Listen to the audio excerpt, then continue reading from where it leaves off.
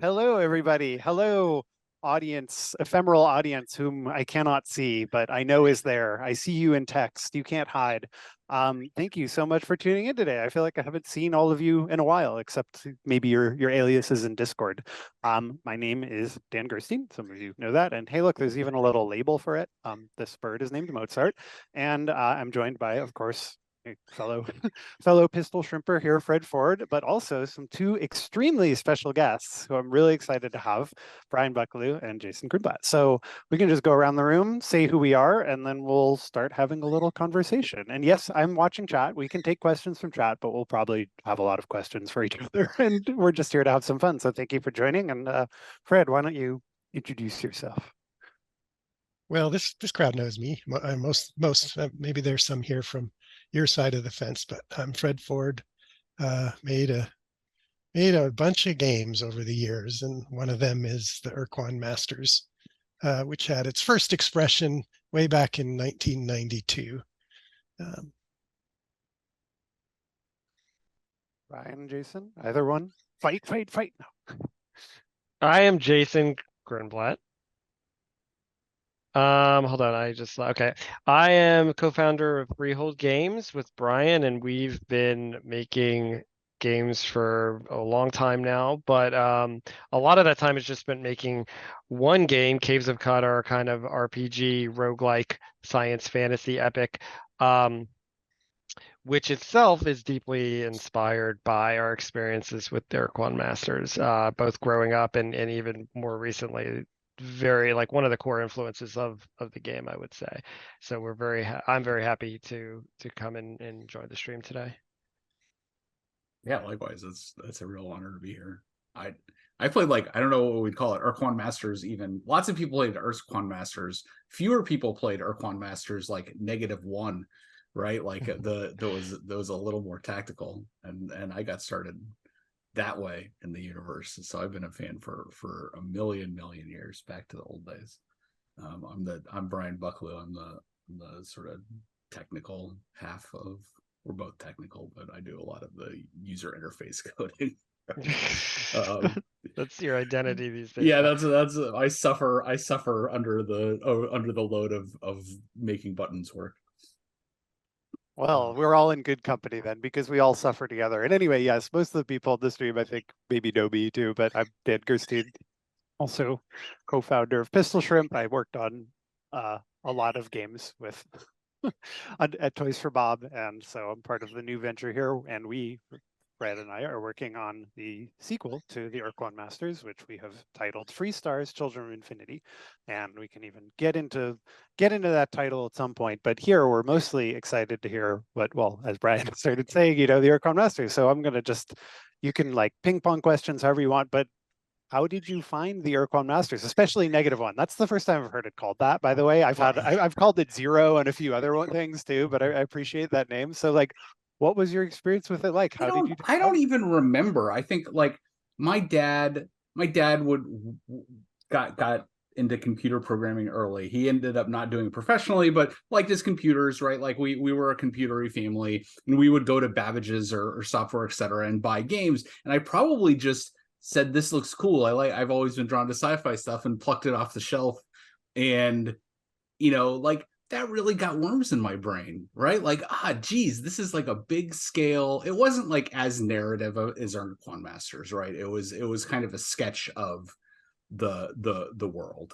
But it was compelling, even in that form, right? Like it was completely random, something I stumbled into, and then when Ur-Quan Masters itself came out, that I think, like, we were talking a little bit before the stream, Jason and our friends, a bunch of us met because we would go over just physically to somebody's house. You didn't have the internet, like we had BBSs or whatever. Go over to somebody's house who had Ur-Quan Masters and play Melee. A couple of our like lifelong friends we met just hunched over the computer playing, Ur-Quan Master Melee in rotation as 10-year-olds or whatever, 12-year-olds, 14-year-olds in the middle of South Florida suburbia. You would make the hike 2 blocks over to whoever's computer was the playing day.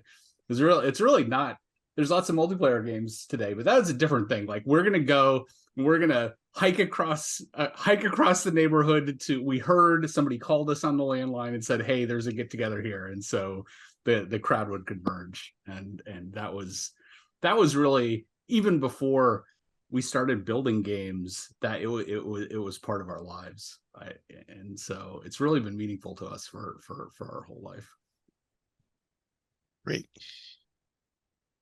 We're glad we gave you tools, or you had tools to hurt your friends with in friendly, fun ways.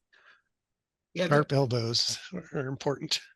there were a couple games in that era that really stood out to me. Ur-Quan Masters was one. Another one was a game by I wonder if you guys have played this. Is Planet's Edge was a RPG by New World Computing in the same era. It's something that it was like the first game I stayed up past midnight playing, but it was so meaty. But it meant a lot to me in the way I think about games. It was this like densely over ambitious, not to diverge talking about a game that's neither ours or yours, but it was a sci-fi game where you would fly around a galaxy. But you could land and you could do like an isometric 2D RPG. It was like hugely over ambitious, but it was really, if you're interested, I would recommend just sort of poking around. It's still out there on GOG or whatever.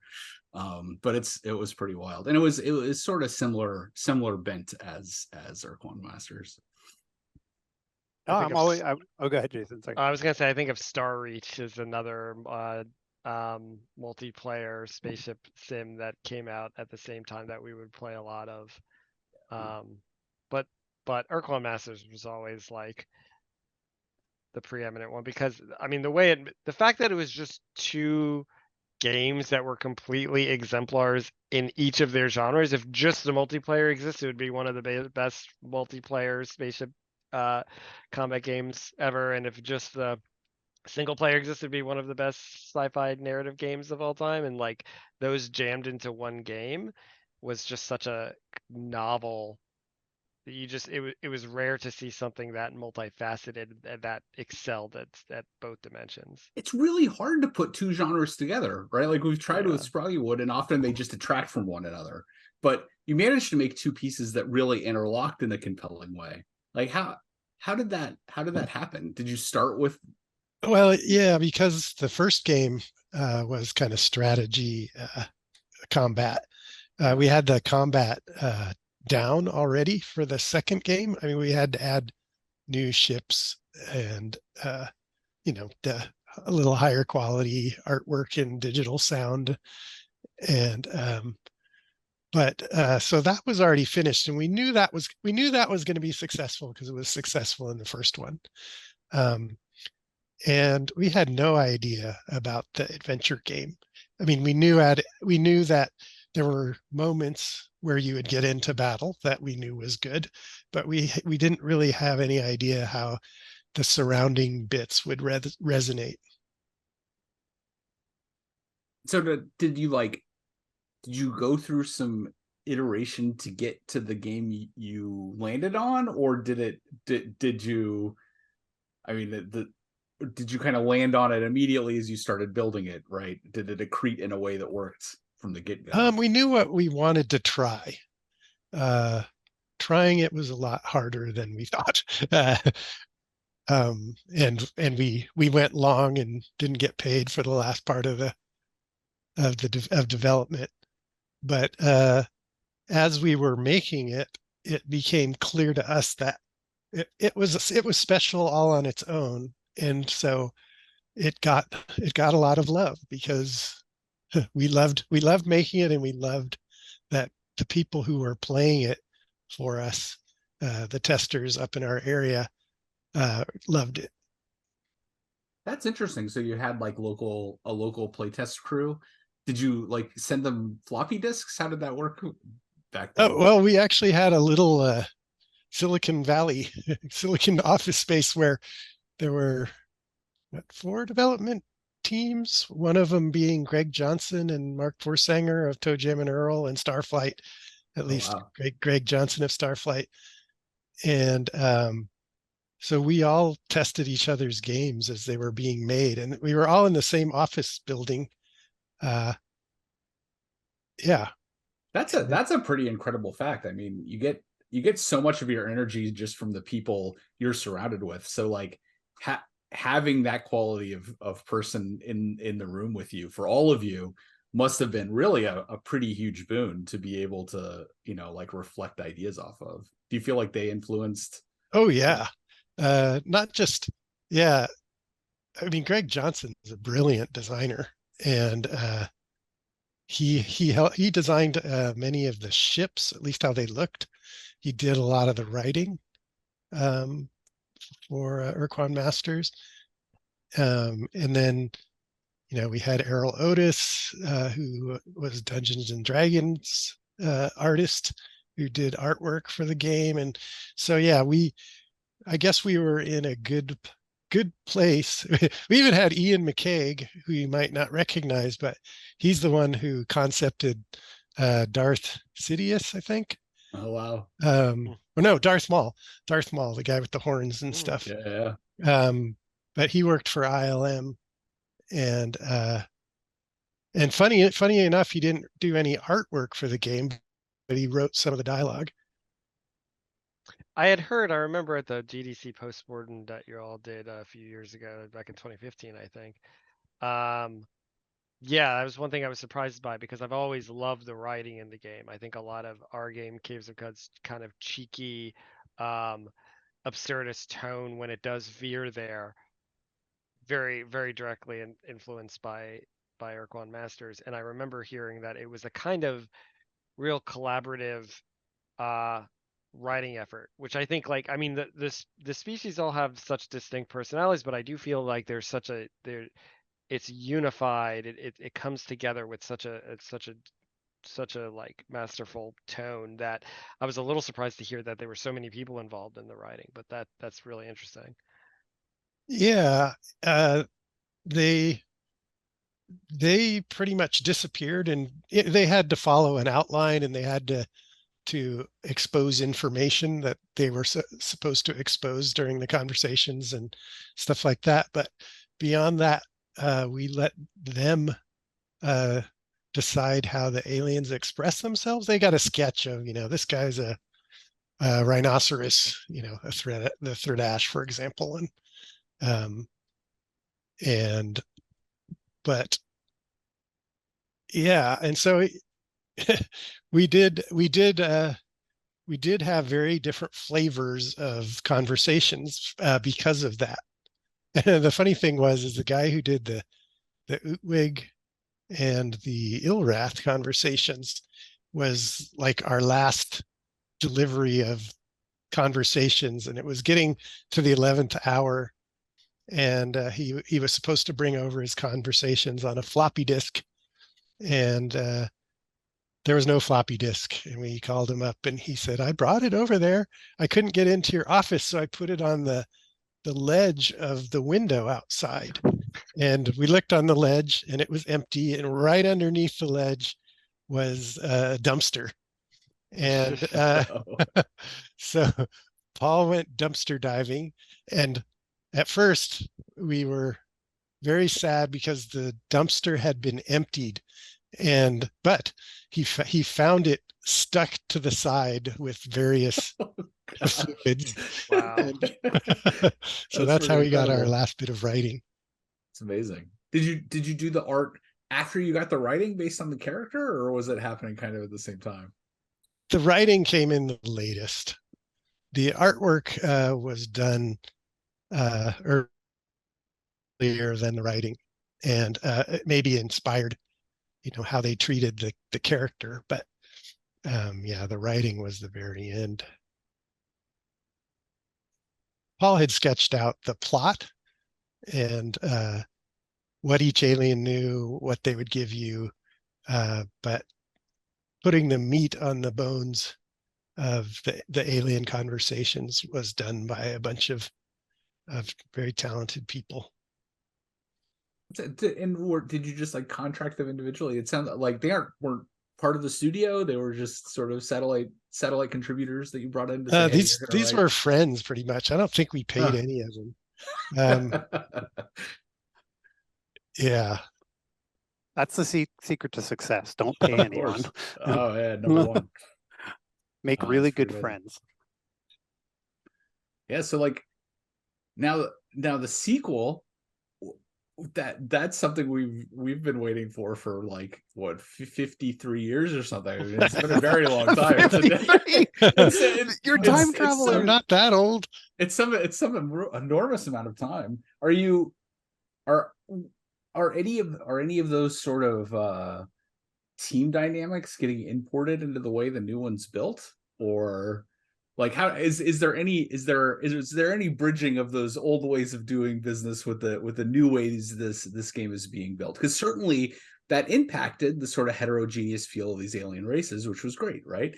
Is it, saying to one person, oh, you're going to pull off this like extremely diverse kind of tonality seems a little bit challenging. Is that something you've considered in building this new game?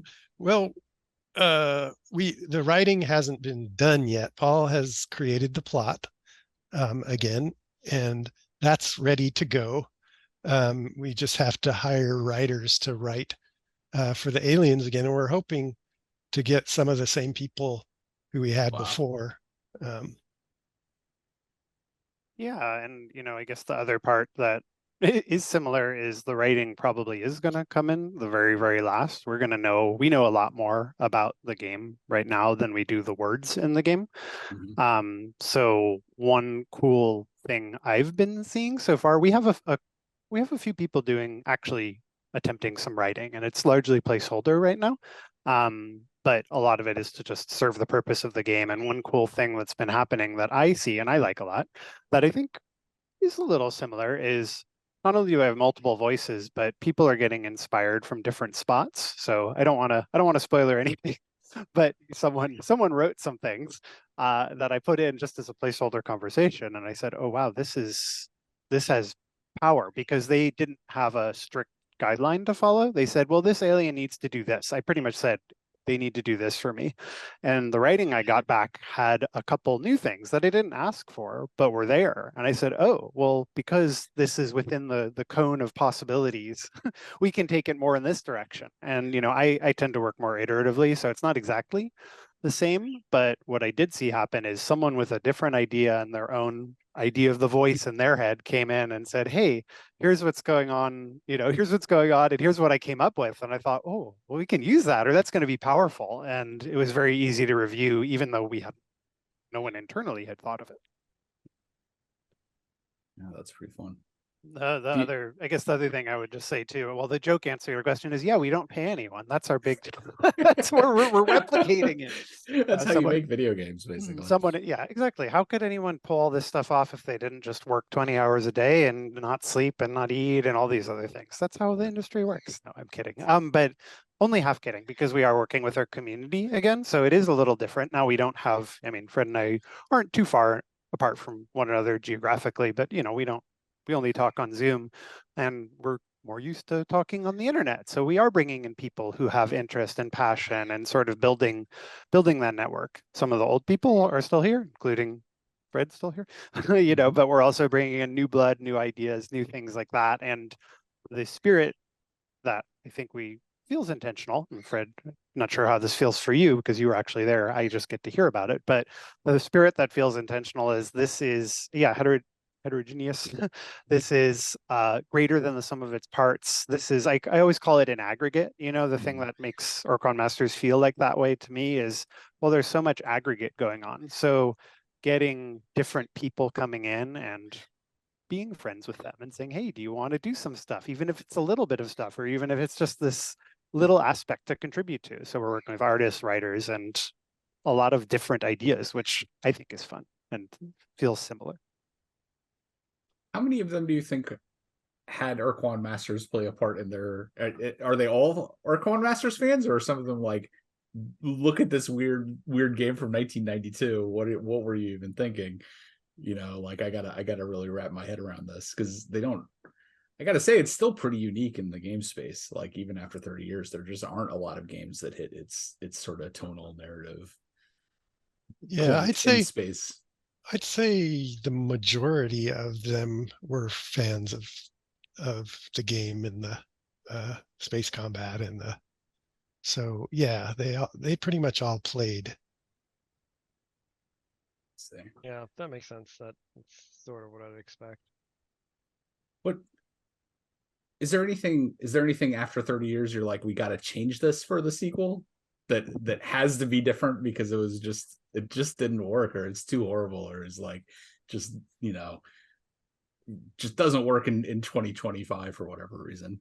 Well, yeah, sure. I mean, some things for sure. Chat A says very no probes. simple That's a running example joke. is in this day and age, it would be unacceptable to have 16 turn facings for your ship. And but of course that changes the combat because there were blind spots that you could hide in, like if you were an Arilu, because the Ur-Quan could turn past you as it lumbered around, and now that doesn't happen. So that's going to be a subtle change to the combat, but it feels a lot better when your ship is turning smoothly. And Multiplayer changes too. The odds of getting a 1v1 melee match with two people literally at the same keyboard at the same screen, that dynamic. I mean, I'm not saying couch co-op, as we call it, is out, but we expect more people would be playing online with someone and playing, if they want to, play with their friend, they're going to be playing through the network, not necessarily sitting at the same screen, right next to each other, which changes a lot of dynamics. So that's another kind of big one where we can't really build for like the experience you described, which was my childhood too. Let's go to someone's house who has the computer or the console or whatever where we can all play. Now it's more like, hey, I expect to be able to like pick up and play with someone anywhere. Yeah, definitely. Yeah, like smooth facing is interesting. Like you're saying, it's a big part of the tactics of the original Ur-Quan Masters, right? Like those, when you're far away, you got a pretty chunky, weft between those two angles, right? And you can hide in there as a little fast ship. But like the smooth facing turning has been explored in some of the sequels, right? Like the I don't even know what you'd call it, Ur-Quan Masters +1, right? Had the smooth turning ships as I remember it. Like I remember the big ship with combat. the no, go ahead. Oh, I was going to say, like, I mean, luckily space combat has remained interesting and novel throughout the years. And we've got, No Man's Sky sitting in a cockpit and whatever. There's been so many different explorations. There's, like Space Pirates and Zombies, stuff like that. There's so many different spaceship flying shooting games to draw inspiration from. So what's cool is we can draw inspiration not just from the Ur-Quan Masters, but from the many, many, many games that came after it. One thing, like, I actually have a question for you guys. I'd be curious, speaking of like leaning into old aesthetics and things, but one thing we do have, and I'll just say we haven't settled on it yet because frankly, we need to play test it, is for some ships, we've explored retaining that fixed firing angle. Oh, that's aspect. interesting. we tried it, and we tried it, smooth turning, but not, I'd call it like notched, or what's the right word? It's not coming to my mind, but notched firing angles. And oddly enough, the slow ships are pretty easy to aim with, but if you get a fast ship like a Pakunk Fury or even the Spathy eluder in there, and you're trying to land a shot across the screen, fixed firing angles are kind of like, if you're trying to calculate the trajectory, having a limited set of trajectories, although it's sort of wrong, quote unquote, from a like, well, you would think you want full freedom, but it actually is easier to land a shot when there's only a few angles this shot can come from. And I kind of like it. It's one of those things where we still need to play test it more, but it is one option. And regardless of tactical advantage, it's more like, hey, maybe this is me speaking too. I remember when I was a kid and I could handle, super melee playing Fast and Furious. And now, I'm older, my reflexes don't work as well. And so assistive firing sort of things like that actually might make it a little more fun. It's not necessarily more. I can imagine a species that lays like quantization bombs or whatever, right? In the area, your ship is quantized to, 20 degree increments or whatever, right? Like it's something can we steal that? I like that idea. Please, I mean, you're welcome to. But like the tactical field of Ur-Quan Masters Melee was pretty limited, right? Like you had the gravity planets, and I'm trying to remember if you even had asteroids or anything. But that you had asteroids. Yeah, they were like the chaos factor. And I think that was it, right? Like that was the limit of the tactical interest, which was fine, right? Like it was a very sparse battlefield. Are you interested in expanding that in the sequel, or are you sticking to a sparse battlefield? I think we'll definitely have modes that are more involved than that. Maybe it'll be a setting that you can toggle on in the melee, or but we have some other ideas too about there were some other things besides the asteroids and the ships and the planet, and that was the crew that left your ship. That's and right. the Marines, the Ors Marines that would come flying out at you, and the fighters. Yeah. Um, the Jinsu doggy or whatever it was. Yeah, I'm trying to Jinsu think. There were- doggy. yeah. So yeah, But like one thing. Oh, go ahead. Yeah, no, go ahead. I was just gonna say those are all related to the ship, right? Rather than matrix, like that's all you got a ship versus ship matrix, right? Where you've got whatever your doggy and the Ors Marines, they can interact, and it's interesting to have that third matrix of a sort of terrain for space. But space is kind of empty, so it's like it's hard to pick flavorful things to stick out in space, right? One idea we had was making crew a little or not binary anymore, where it's either there or it's gone. But like maybe with collisions, you don't actually, not all of them die like if you collide with the planet, but they go unconscious, and they can revive over time, and or be ejected from the ship, just like the Sirene. So then you're, after picking up your crew, that's kind of left the ship involuntarily. And so there's definitely some mechanics that can be expanded on, or at least tested in that way. Yeah, sure. You could have like a vacation planet like Risa that you drop your sick crew off on, and let them convalesce for 2 minutes and go pick them up again. If right? your melee match is going for 2 minutes, then something's gone horribly wrong. That's like fast ship fighting combat. Yeah, it's honestly like there aren't many combats like melee. Expanding it is possible, and one cool thing, like we used to do development streams, and people have seen my experiments if they watch this channel sometimes. So there's videos out there of some of the crazy stuff I've added, and there was a time when I was cycling on a whole different mode, which was like a horde mode where you defend a starbase, and you have, it's not just 1v1 ship combat, it's 1v3 ship combat. And so we've got like lots of crazy dynamics going on. But one of the things that I find really interesting about trying to expand melee is there's rules that need to start breaking, and even the size of the space is so perfectly set up. I mean, it's a wrapping, like, I don't know how you want to fantasize or imagine it, like toroidal space or something. Yeah, You're like flying around this inside of a sphere somehow. But it wraps at all the edges, and just adding one more ship to melee kind of breaks everything. I say this in a loving way, which is just like, okay, we tried like 4-player free-for-all melee combat pretty early on. And we just, the one takeaway, even if we change nothing else, is wow, space is starting to feel real cramped. And so the like amount of space that you need to have good missile interactions, to have long range ships feel good at range, to have short range ships feel good at range, is like, in a one way, it's always unbalanced. And that's some of the fun of melee, is different ships are better than others, period. And there's very like rock, paper, scissors interactions, but just the size of the space and the way you move around it is really made for 2 players. And so we've been expanding it with different possibilities. Like Fred said, there might be modes. I have crazy experiments. My current favorite weird experiment, I won't even talk about the ships. I have too many prototype ships, but my favorite weird experiment are like, instead of asteroids, just think of dormant mines, and they sleep, and they're nice as long as you don't bump one. But when you bump one, it's going to blow up, and then they have a chain reaction. And so if you want to, one thing that we're planning, at least for the adventure mode in Super Melee, I think letting players pick, kind of like Smash Brothers style, where if you want to opt into it, cool. If you want to play classic, cool. But in the adventure mode, if you get into combat in space in a region infested by mines, that the character of that combat will be very different from the character of fighting in an empty space, just by changing one thing. The asteroids blow up. Now combat is totally different. So a little goes a long way is sort of I don't know, the dry, pat and simple statement.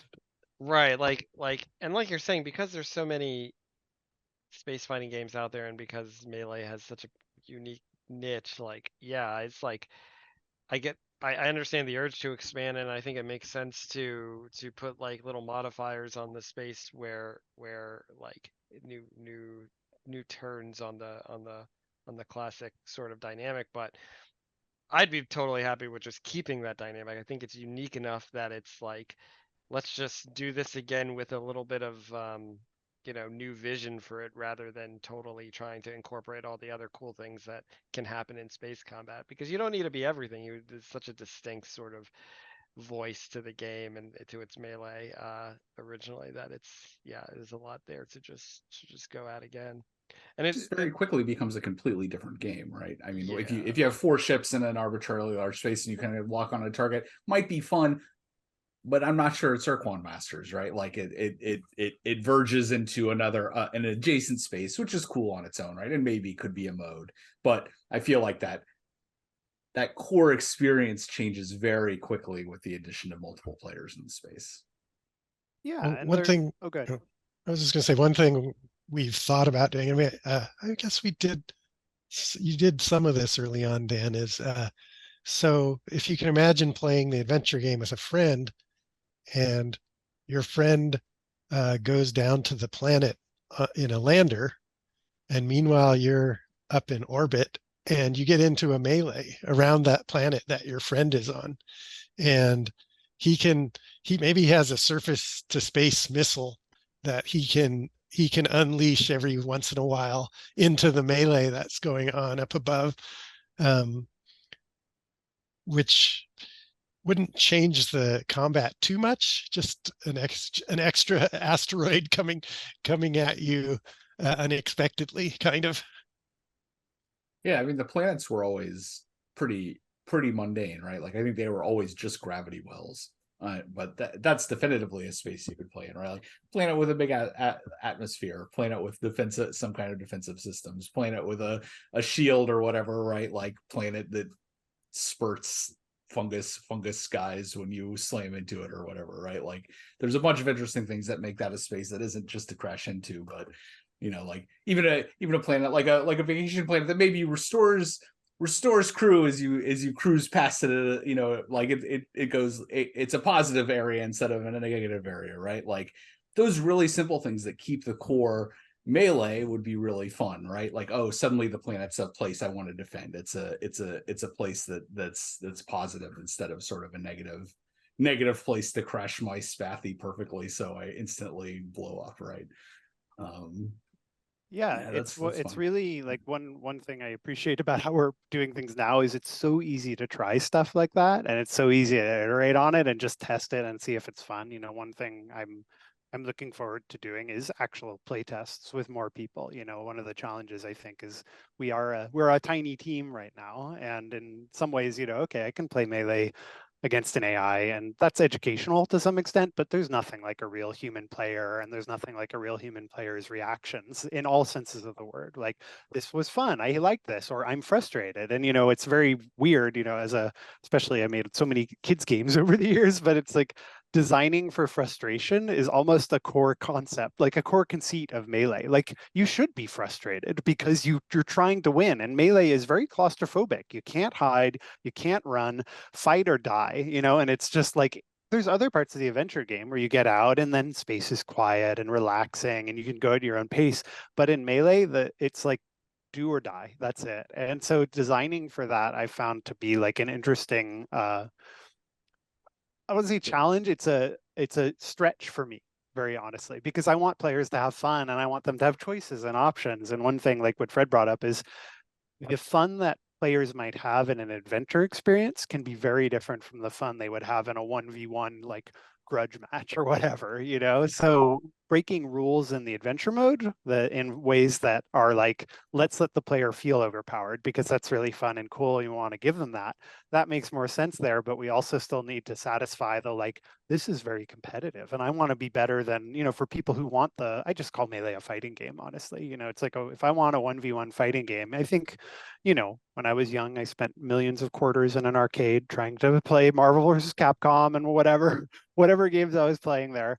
And I don't necessarily know what the market is these days, but definitely for fans of the original, like what you're talking, we're just talking about Melee. We talked a little bit of the writing, but it's just like that was such a core component of it, and it's so kind of unique. And because it's been over 30 years and I haven't seen something exactly quite like Melee. Everything that's old can be new again. And so even just going back and revisiting the formula as it was, I'm like, hey, this is kind of interesting. And the controls are, I say, in the nice way, this is hard and challenging. This takes some mastery to get used to these controls and get used to the physics. It's pretty fun. Yeah.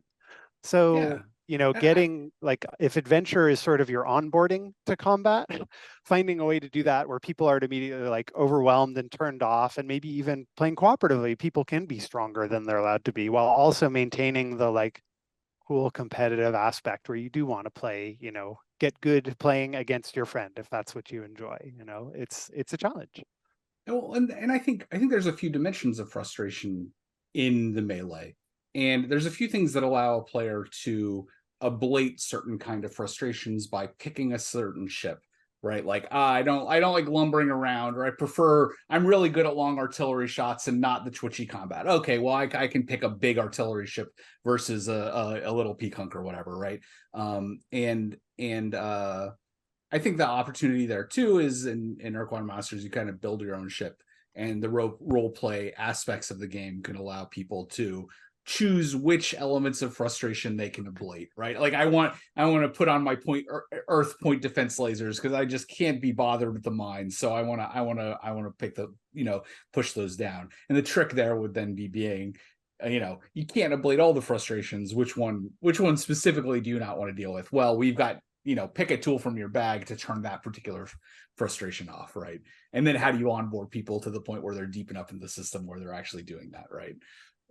Yeah, and Tricky ideally business. they're frustrated by their friend, right? Or Yeah. if they're playing competitively, the best thing that I mean, again, I have lots of memories of being young and like all kinds of 1v1 combat games. And it's just like, well, if I'm annoyed because my friend is beating me, then that's the best kind of frustration because that makes me want to like play more because my friend is sitting there and we're going to play together. And that's going to be like the further of my frustration. Where it starts to become negative is, what you brought up too, which is when I feel like I have no choice but to be frustrated, Right. or I have no way to even pick a character / ship that represents my aesthetic, desire, or whatever. Or when I'm alone and just playing by myself and I go, well, this is frustrating to the point of I can't win. This is too hard. You hit me with difficulty too fast, and that's the trickier part. If you can get frustrated at your friend, then we've succeeded. Yeah, definitely. Cool. Well, actually, I kind of want to, just because we talked about it and we talked about like fixed facings. I wanted to ask you. Maybe you get this question all the time and you're tired of it, but but leaning into like we early on, Fred would call like the project retro game a lot, and for some reason for me, like that had such a negative connotation in my head. I'm like, no, it's a game. It is a game. Just like how black and white photography is art. It's just you've chosen a mode of expression. And so, I'm mostly just teasing myself because I get to pedantic about everything. But even like fixed facings, and let's just take Caves of Qud, where you have, I mean, there's a million ways you could say we have leaned into sort of an old school aesthetic. If you were to just look at that screen, you immediately can comprehend what's going on.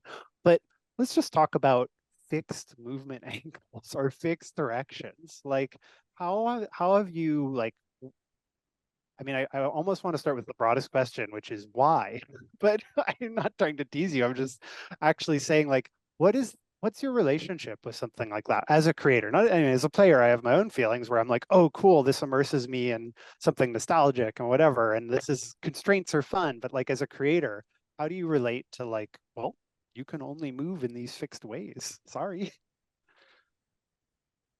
Jason, you want to take that one? Yeah, I mean, I think we'll probably have somewhat, yeah, but maybe we should both take it because we'll probably have somewhat different takes on it, and like, because it's not, we don't get that question all the time. That's a Oh, kind okay. of deep question that goes beyond, because I think people chunk it as like, oh, you're making a grid-based game, you're making a traditional roguelike. Okay, why did you do that?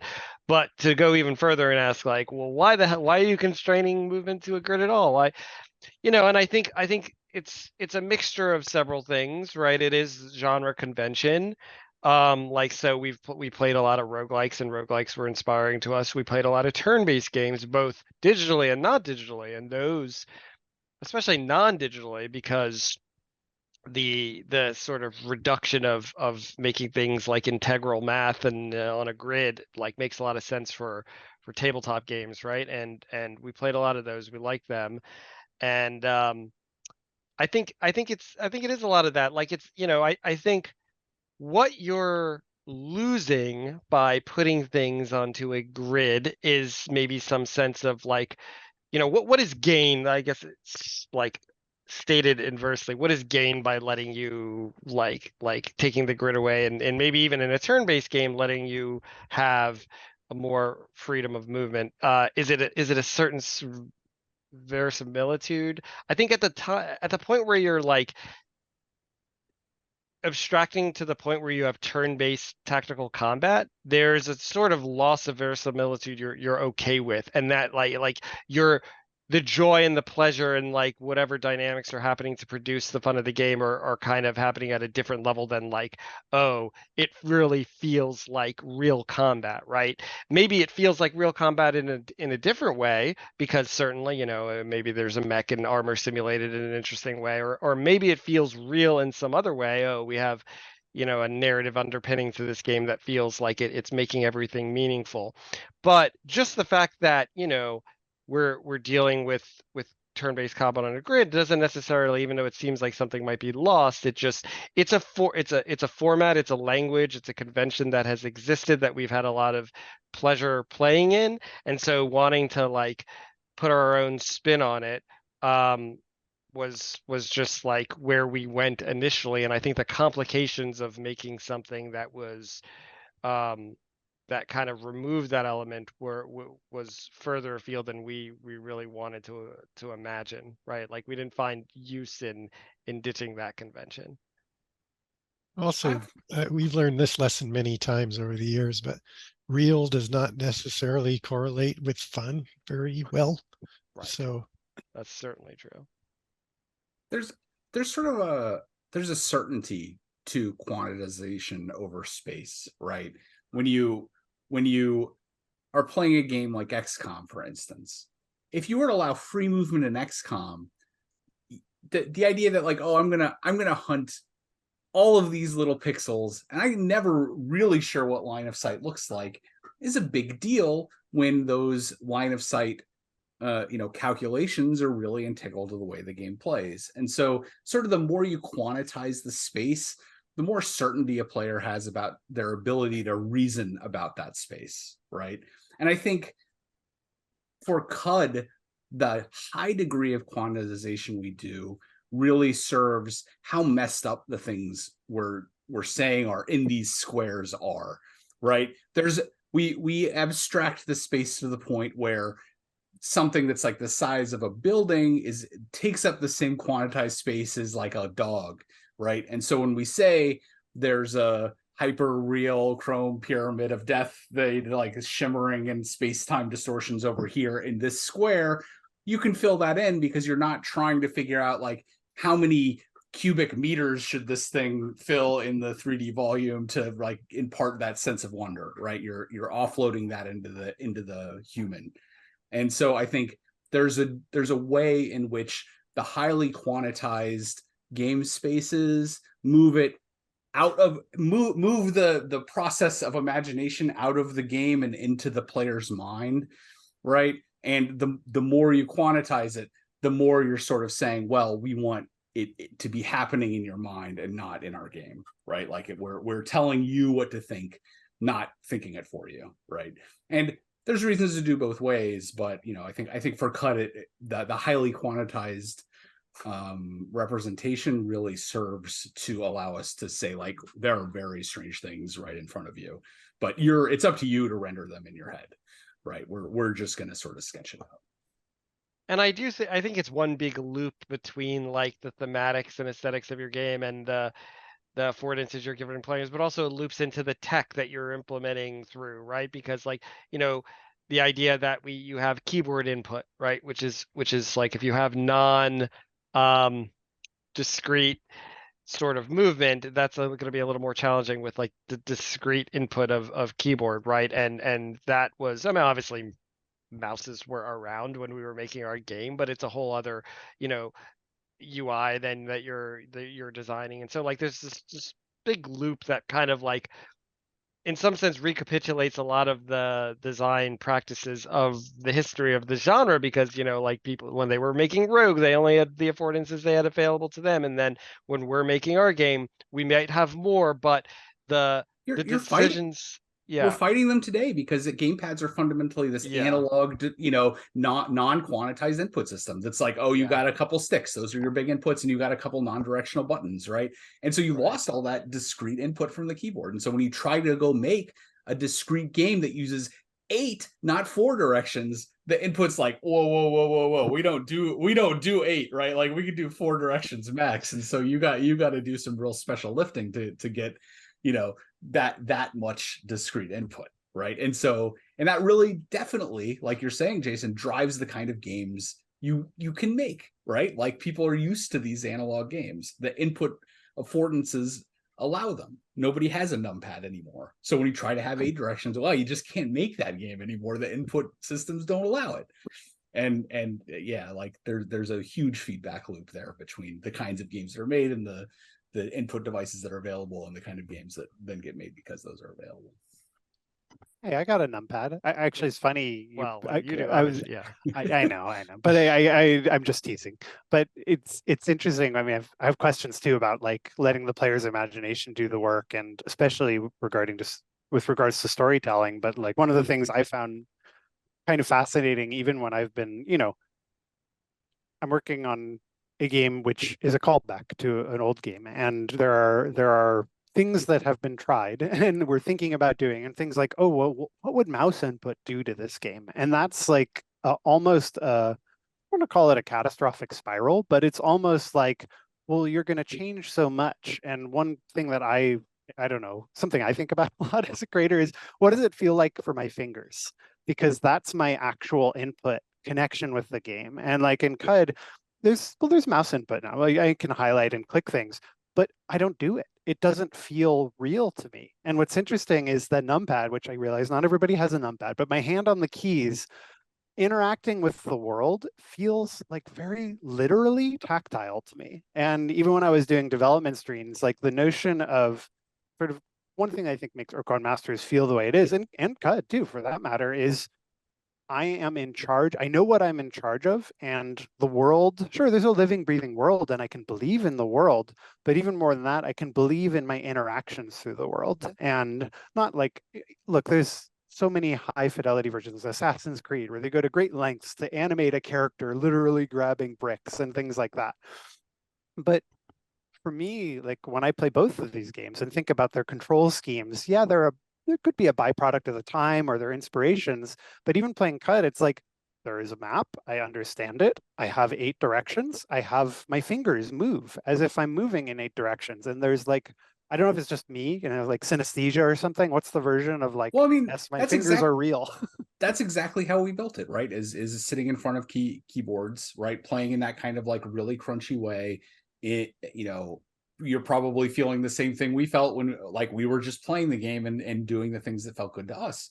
But you know, the game got started in 2007 when everybody had a full width keyboard. There wasn't a different kind of keyboard. And so nowadays in 2023, it's not true anymore. Like more and more of our players are playing on these short width keyboards on laptops. And so that affordance, which used to be 100%, is going away, right? Like numpad is a vestigial thing that people don't have on their computers more and more anymore.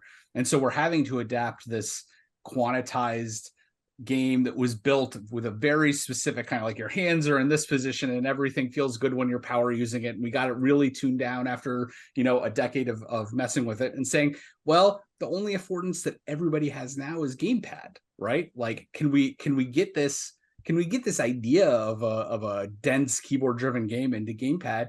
And our recent patch did it. People like 10-15% of our players played on Steam Deck now, right? But it's a totally different world, right? Like this is a group of players saying, wow, I've never played a game like this at all, because you would never design this game from first principles on for a modern platform, right? Like you would be like, oh no, this won't work, right? You can't walk in 8 directions in a quantized way on a gamepad. Yeah. I think but yeah, but well, I was just gonna say, I think there's a sense in which, like, unfortunately, being influenced and inspired by Ur-Quan Masters, which itself is, as we were talking about, this multifaceted, like, multi-dimensional work of art that has different ways you could attach to it. For us, we made, like, yeah, you're coming out of it as sort of a native of these games and know that you see it as its lineage is through the roguelike and the turn-based sort of tactical keyboard driven games, right? And so you see it as like a sort of riff on that genre. Other people, unfortunately, we made a game that has a lot of appeal to RPG players because we like that stuff, and we put a lot of world building and writing and like exploration driven, content into the game. And so there are other people now, the game's got a little bit of writer exposure, they're coming at it from like, oh, this is a really weird looking and feeling RPG, right? And so they're coming in from it expecting to be able to click on things and go places, and in some sense it's all our fault because we kind of like invited them in because we made this interesting game and then tried to yell at them like, hey, you like world building, you like science fantasy, come check this out.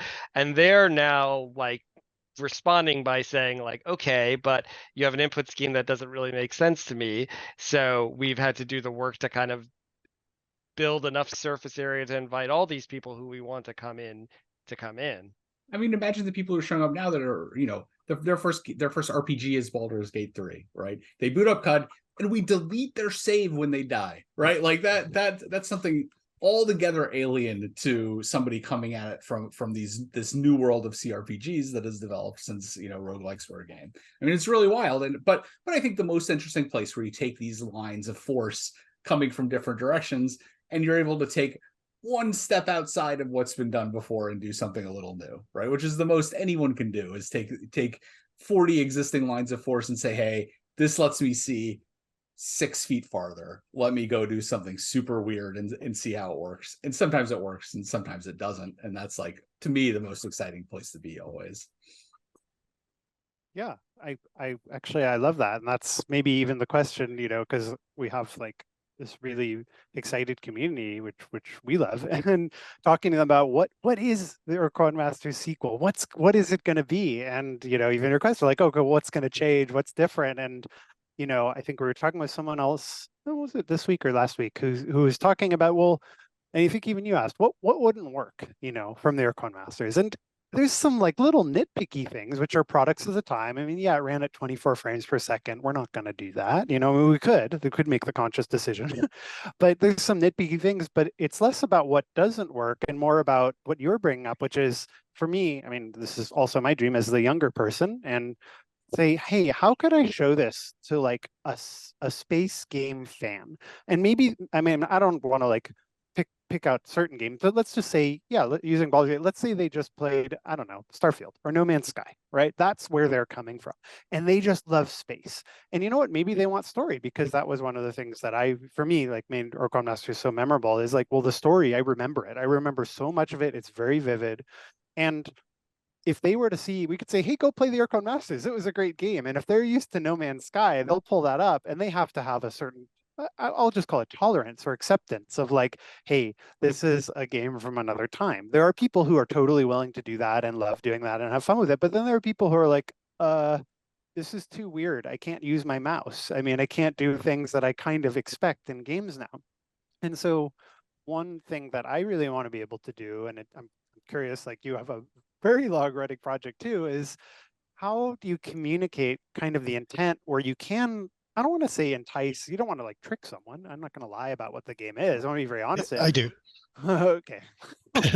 Well, that's Dogar. Are you Kazon or Dogar? I forget, Fred. I'm Kazon. You're Kazon? Okay, that's Kazon Yeah. speaking there. Don't, everything's evil about Fred. But seriously, like, communicating, hey, this is a game that has roots in a game type or a game format and restrictions that maybe don't even have to exist anymore, but some people still love and appreciate. Like, turn-based is a good one. We'll maybe never see another Final Fantasy turn-based game again, but there's lots of people who still make turn-based JRPGs, So for like Qud, if you have, take the Baldur's Gate player who's like, I love RPGs, I love story, I want to get to the story.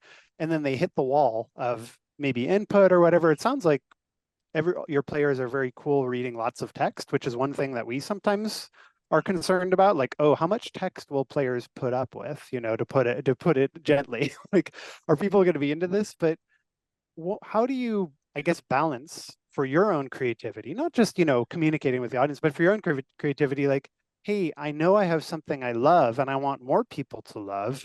How do you approach that in a way that feels exciting? And like you were saying, Brian, like, oh, I just want to take what's been done and then shoot off in my own direction. Because, someone, if you can, like, I don't want to speak for you, but if you can get someone sitting there for 15 minutes and play the game, they will be immersed. But there's the initial barriers to entry that might be like, oh, this is confusing or not what I expected. So how do you, just as a personal creative person, approach that?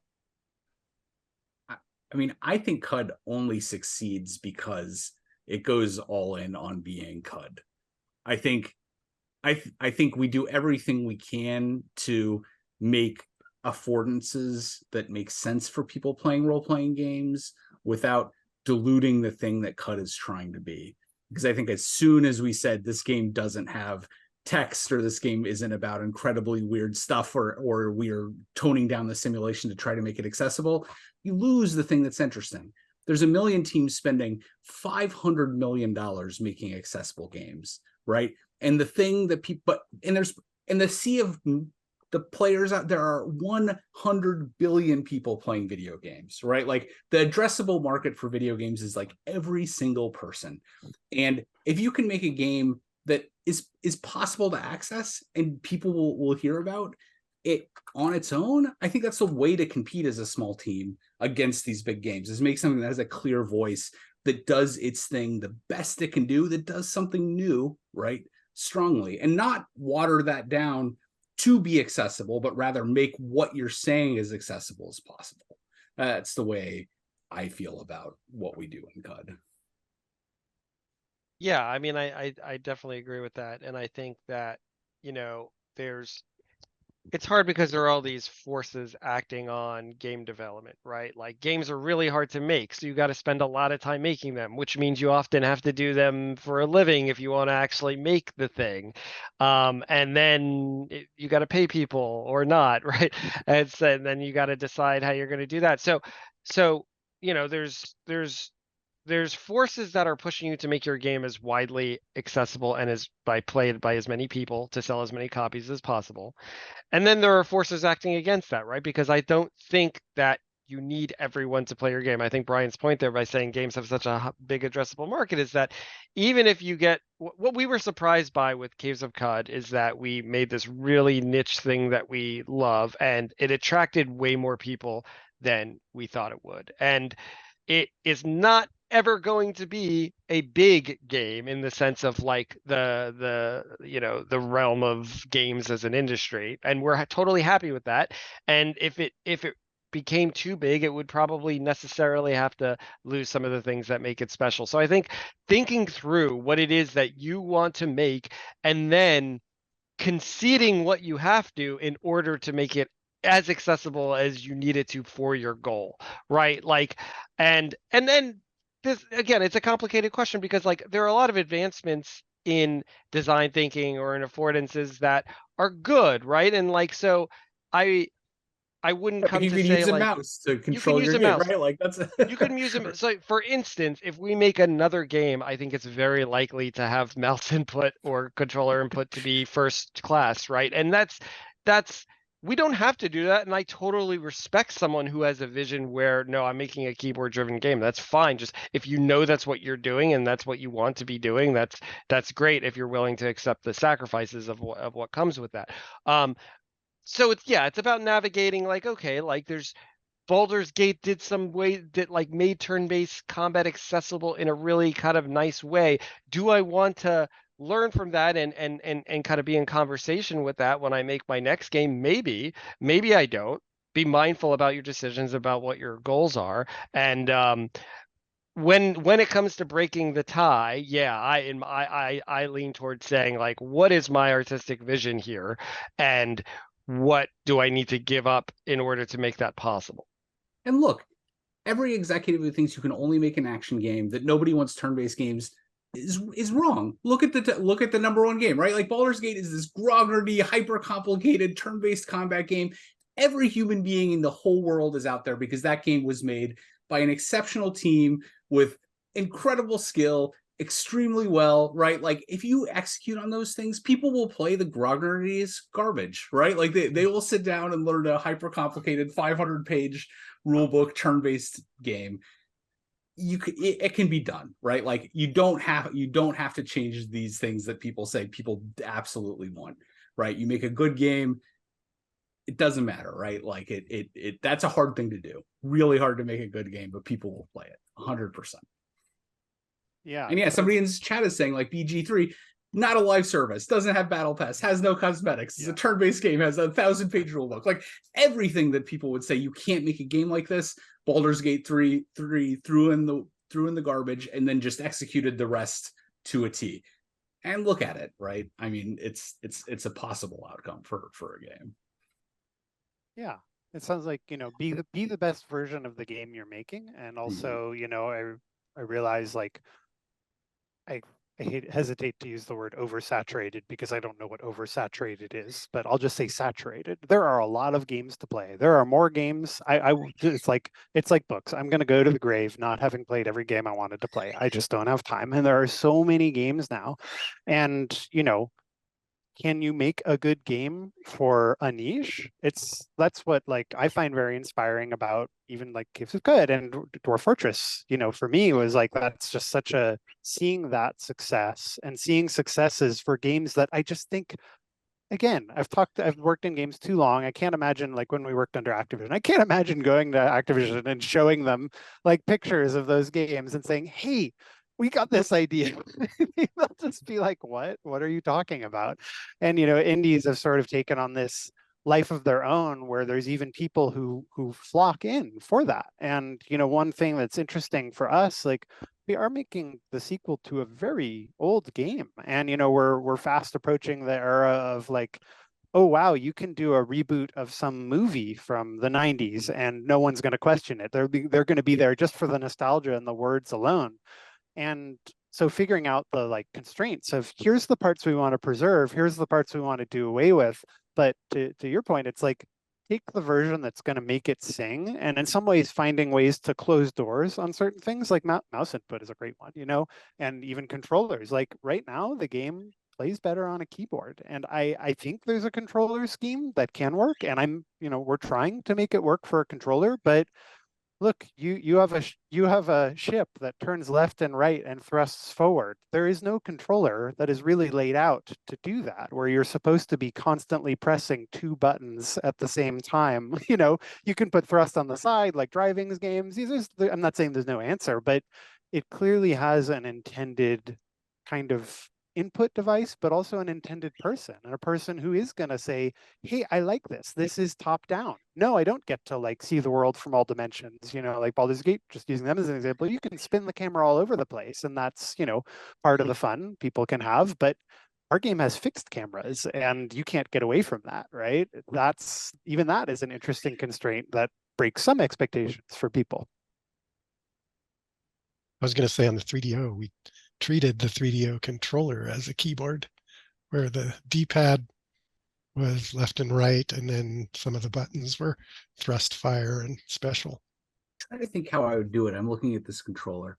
Yeah, I think what I might do is put right on it on the trigger, left on the trigger, right? So you spin the ship like this. You thrust with X, right? And then D-pad is your weapons, right? Like I think that's what I would try. Just because I don't know why. I have no reason other than intuition to think that that's the right way to do it.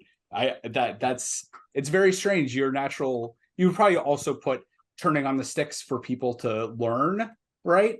But I think when people actually played, having them out here as acceleration, right? And your thumb on acceleration would be, or your X on acceleration would be the way I would want to play Star Control or Ur-Quan Masters on a gamepad. Yeah, luckily the Ur-Quan Masters team has enabled lots of input support, and I've played Ur-Quan Masters on my deck, and I found an answer that I liked for myself. And one thing I will say in our modern era is, oh my gosh, people can reconfigure controls. That's That's right. incredible. So they'll find a way to do it. And I remember it's just sort of an Ur-Quan Masters 2 development story is, Ur-Quan Masters was set up so that the default, I mean, if you just download Ur-Quan Masters right now from SourceForge and install it, the default key configuration is set up for classic two-player melee, where one player has the left side of the keyboard and the other player has the right side of the keyboard. And, my shoulders are not this wide, they're this wide. So when I started playing the adventure mode, I reconfigured my keys. So I'm using the whole keyboard. It is not set up. It would be really hard to have two players at one keyboard now. But I remember very early on when we were just working out in our new system and engine and everything, how to do input, period. And we're using like SDL or whatever. And I remember Fred said to me when I was telling him, like, no, these are the inputs I want. And he's like, oh, you have a wide stance. And it's like, yeah, it's true, but I'm playing by myself. Like, I don't want my shoulders like, here I am controlling my ship. I'm like, I am the captain.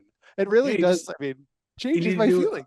You need to do a list of, you need to do like a list of cartoons of each of the developers and their preferred keyboard, right? And yours can be wide stance man right over the keyboard, and you pick the default keyboard layout you want based on your ergonomic, the cartoon ergonomic you like best.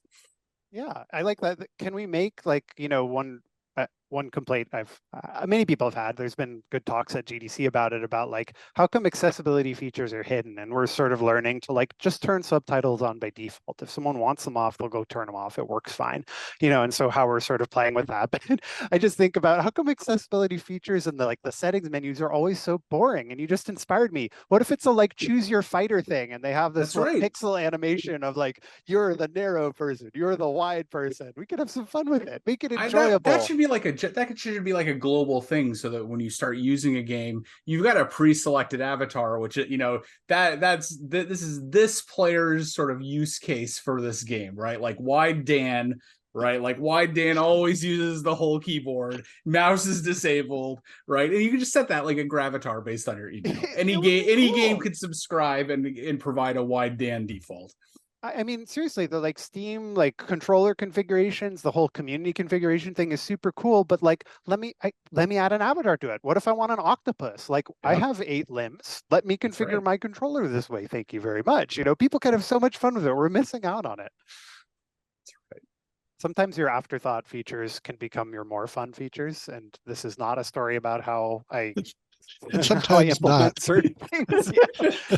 Hey, regardless of how successful it was, the true story of multiplayer and Tony Hawk's Downhill Jam was that I stayed up for 2 days straight implementing all the modes. Wow. I don't know how fun it was, but that's actually what happened. That's incredible. Do you find is the netcode hard in a modern game? Because it's a pretty twitchy game. So like... it's hard to get perfect, and it needs to be perfect. Yeah. Because it's a predict rollback peer-to-peer model. I was going to say it probably needs to be a fighting game style rollback netcode in order to really feel, like the way you want a 1v1 fighting game to feel. Yeah. Are you rolling that by hand, or are you using one of the existing sort of rollback models, or just? I rolled it by hand. It works great. We haven't tested it, across the world too much, but we did. We played with. We did test it. In New Not Zealand. Too much, I said. Yeah. That's pretty exciting.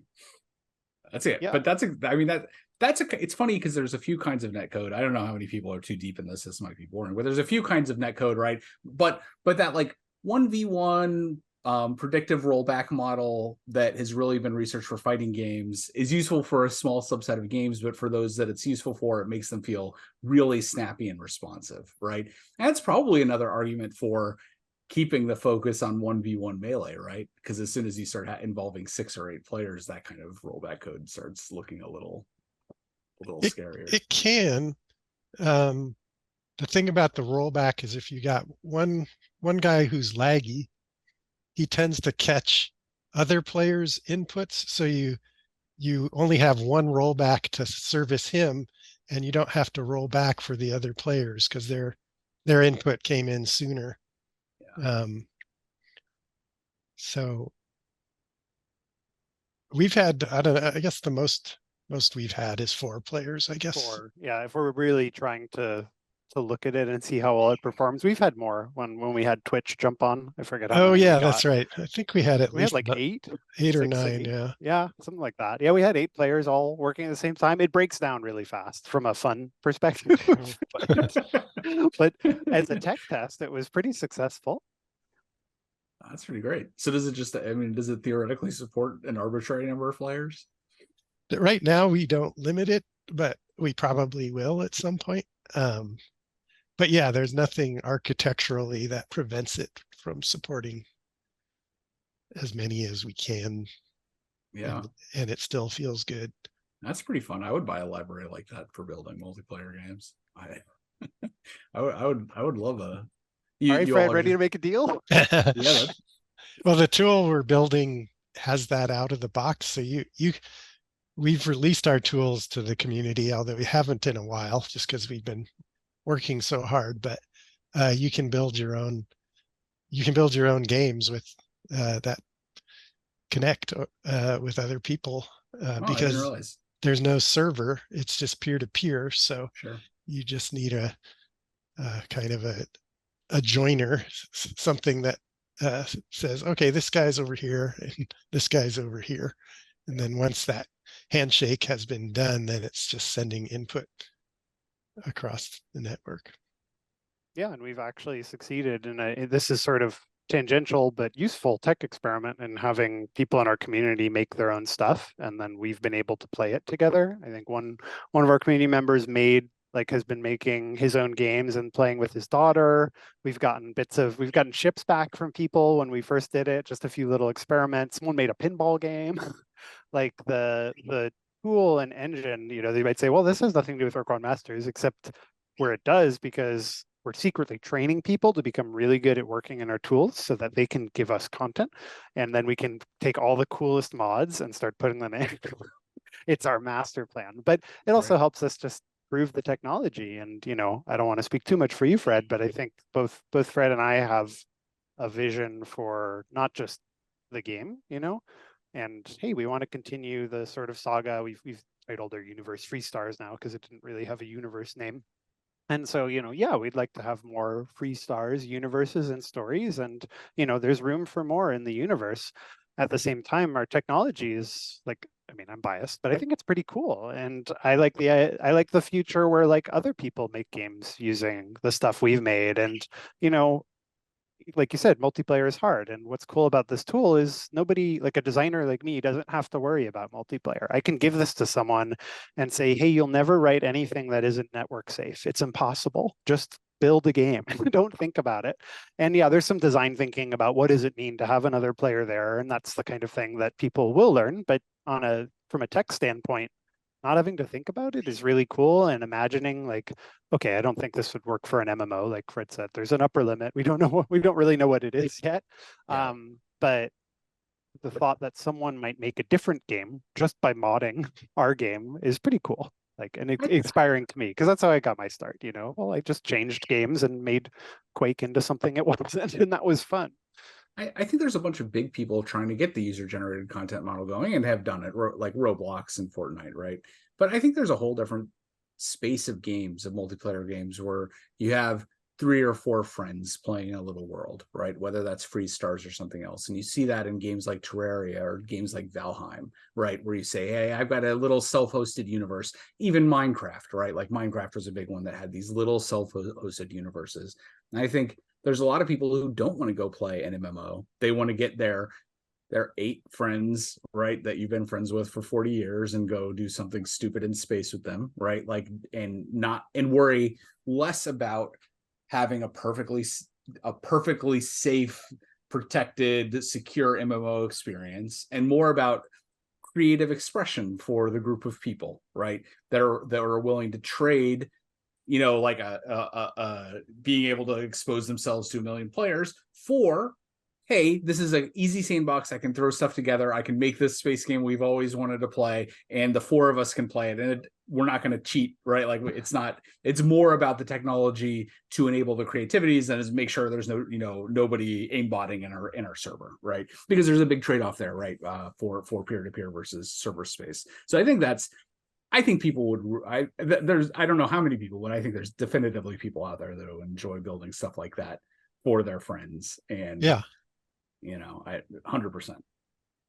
Yeah, if you make it easy, I mean, like we have sort of these, I hesitate to call them pillars, but guiding principles that we started working on this project with. And one of the phrases that still sticks in my mind is more fun together. And, there's little detailed versions of this. And like what I love about just procedural generation in general, but any sort of generative content is, I kick this phrase around when I was doing more development streams is, well, I don't think the version of fun that I think the player should have is necessarily going to match the version of fun that they think they should have.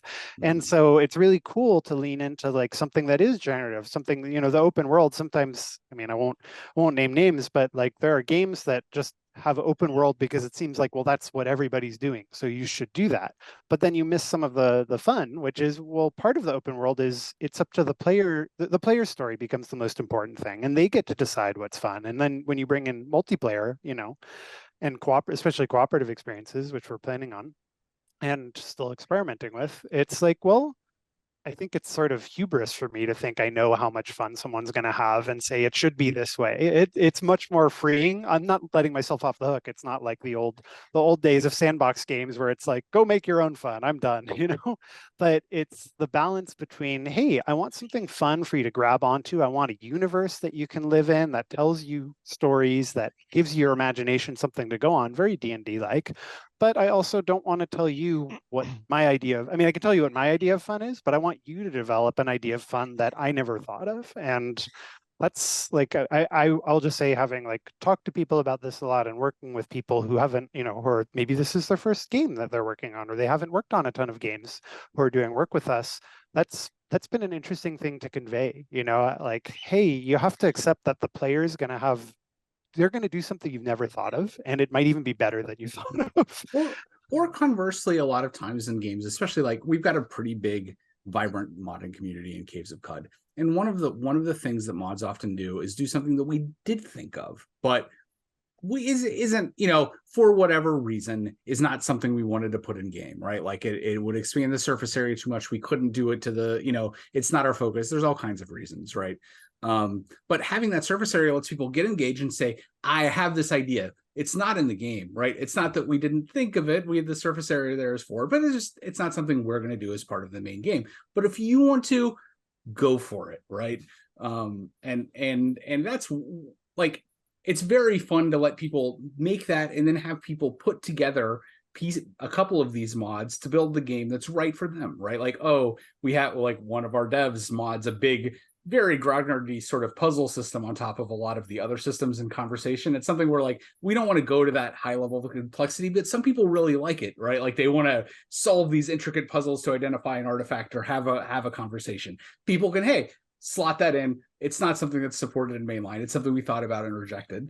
But if you want to maintain it, great, right? Like you can have a little community about it that's adjacent to the game. That isn't a whole new thing, but is rather just exploring an adjacency that the main team, rejected for whatever reason, but they can take and really get, some exercise designing and building a game without having to do all the rest of the support and maintenance and UI work that come with making a game. It's really, a lot of people enjoy that work, I think.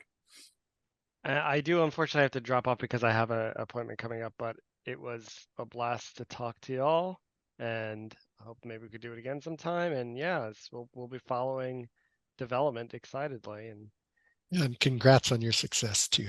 Oh, thank you so much. Yeah. Yeah. Thank Thank you so much for joining. Yes, we can do this again. And, I hope we can get another chance to all talk, and maybe we'll even have a game in front of our keyboards. And the next time we are together, we can be blasting each other in space. That'd be exciting. I'm there for that. That's fun. Cool. Well, thank you so much for joining, everyone. And thank you, chat, everyone, for being here. I think it's a good time to wrap up. If you have to go, Jason, any final words? Oh, it really was an honor. I'm glad I got to speak to you, Fred, and meet you, Dan. Yeah, likewise. Really, this has been a huge part of my life, and I Yeah, will be definitely. rooting for We'll you say and playing the game for sure. we'll say it again that like big inspiration for our game a lot. Like there's a lot that went into our game, a lot of inspirations, but like as far as games, I think Ur-Quan Masters is, in the short list of what was in the mix that really like inspired us to make Caves of Qud. 100%. Thanks for that. Yeah. Thank you. All right, y'all have a great day and weekend. Yeah, you too. Have a great Bye. weekend. Happy See holidays. you around. Thank Happy you. holidays. Yes, Yeah. enjoy the rest of your year. We'll be in touch. Sounds great.